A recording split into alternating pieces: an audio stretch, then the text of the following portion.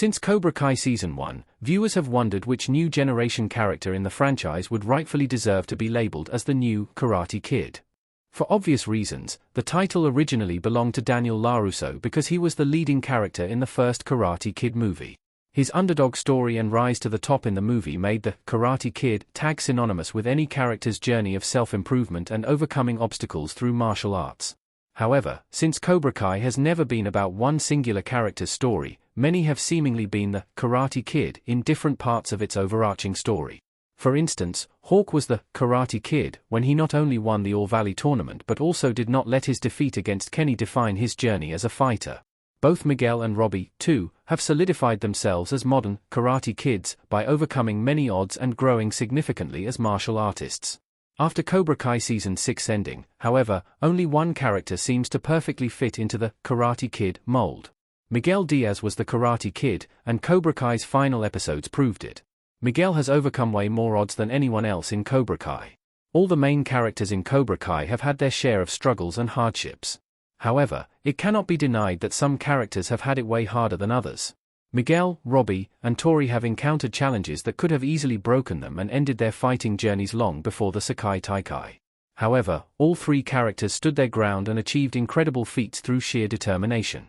Miguel, in particular, arguably has had the darkest arc and the best comeback in the entire series. His journey as a fighter had seemingly ended after he broke his back during Cobra Kai Season 2's ending school fight. Yet, his unwavering determination and resilience helped him defy all odds and return to fighting only a few months after his injury. After the injury, Miguel could have easily given up and stayed content with his singular All-Valley win from Cobra Kai Season 1.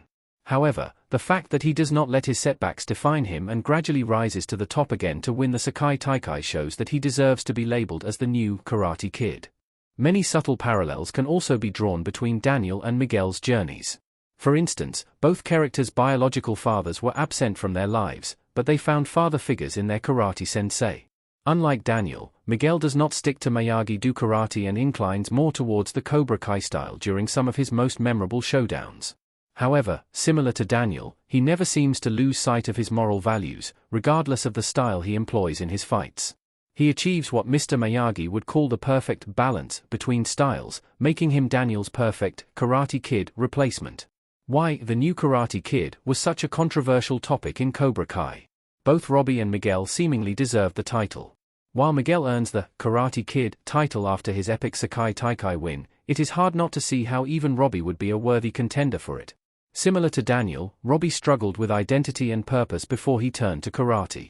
Just like Daniel was Mr. Miyagi's first official karate student in the Valley, Robbie was Daniel's first Miyagi-Do student. Similar to Daniel, Robbie was once a frustrated and angry young man who struggled to come to terms with his broken family and harsh circumstances. However, karate helped him find peace. Robbie's journey proves he was always a great fit for Miyagi-Do. But, similar to Daniel from Karate Kid Part 2, he was briefly distracted by the toxic principles taught by John Kreese because Cobra Kai's No Mercy style gave him a conduit to channel his anger. However, like Daniel, he eventually realized that Cobra Kai was not for him and returned to his Miyagi-Do roots to find balance. With so many intriguing parallels between Daniel and Robbie, it is hard not to see how Robbie could also be labeled as the new Karate Kid even though he has no tournament wins under his belt. In Cobra Kai Season 6, Robbie also seems to learn a valuable Mr. Miyagi lesson. If karate use defend honor, defend life, karate means something. If karate use defend plastic metal trophy, karate no mean nothing. He realizes that even though he lost his fight against Axel, he must remember all the valuable things he has gained through his karate journey. His ability to understand an insightful Miyagi lesson at such an early stage in his journey highlights how he, too, deserves to be called the new Karate Kid. Cobra Kai was not really about finding a new Karate Kid. Cobra has always been its own thing. Collage of characters from Cobra Kai surrounded by a snake. Custom image by Milika Djordjevic. Even though many narrative parallels can be drawn between Cobra Kai and the original Karate Kid movies, and many legacy characters from the films also appear in Cobra Kai, the Netflix series has always been its own thing. Owing to this, it seems a little unfair to label any of Cobra Kai's main characters as the new Karate Kid. Since the 2010 Karate Kid reboot was named after the original film and intended to mark the inception of a new set of movies, Jaden Smith's Dre Parker was clearly being touted as the new Karate Kid. Similarly, even Karate Kid, Legend's main young hero, has the potential to become the Karate Kid for a new generation. Cobra Kai, in contrast, focused on telling a different story instead of recreating the original series formula. Rather than showing clear divides between its heroes and villains, the series gave characters like Johnny Lawrence the redemption they deserved. It proved that regardless of the dojo or martial arts style one is loyal to, one always has the potential to change for the better. This made Karate Kid just another title that meant nothing if karate was not used for something meaningful. I'm glad Miguel got to be Cobra Kai's main character again before the end.